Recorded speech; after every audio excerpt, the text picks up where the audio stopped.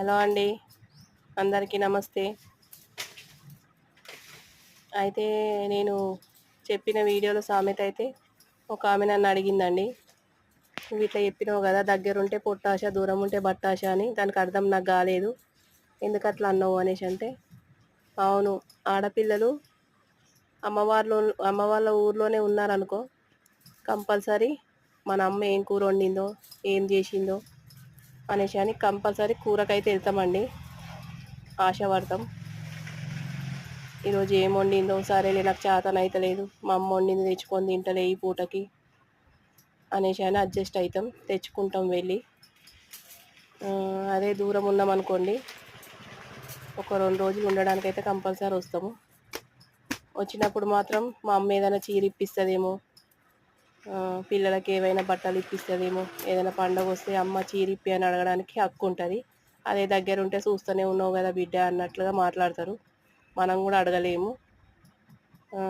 లేకపోతే మన అమ్మ కట్టుకున్న చీర అయినా సరే, ఏదైనా కొత్త చీరలు వాళ్ళు కట్టుకున్నారు అనుకో, నాకు ఈ చీర కావాలని తెచ్చుకుంటారు. ఎందుకంటే నేను చూస్తున్నాను కదండి, నేను టైలరింగ్ చేస్తాను కాబట్టి అమ్మ వాళ్ళు బిడ్డ వాళ్ళు వస్తే ఏ చీరలైనా అమ్మలు కుట్టించుకుంటే కంపల్సరీ వాళ్ళ బిడ్డలకు ఇస్తారు. అదే బిడ్డలు అయితే కట్టుకొని పాతగా అయిన చీరలు, మీడియం ఉన్న చీరలు అయితే అమ్మలకి ఇస్తారు. ఇది నేను చూసిన కాబట్టి చెప్తున్నా.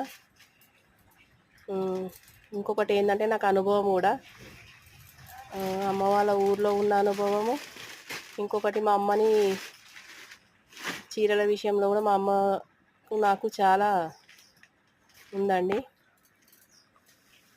అయితే మా ఆయనకైతే నేను ప్రెస్లో పనికి పోవడం ఇష్టం ఉండదండి, అసలు ఇష్టం లేకపోతుండే. ఒక నెల రోజులు అయితే పంపించిండు. ఆయనకి ఏంటంటే బయట పని అంటే నచ్చకపోతుండే. సరే అనేసి పని మానిపించేసిండు. పని మానిపించి ఆయననే ఆటో పోయేసి వస్తుండే. ఆటో పోయేసి వస్తే మా అమ్మ వాళ్ళ ఇంట్లో మా అమ్మ మా చెల్లె ఇద్దరే ఉంటుండే.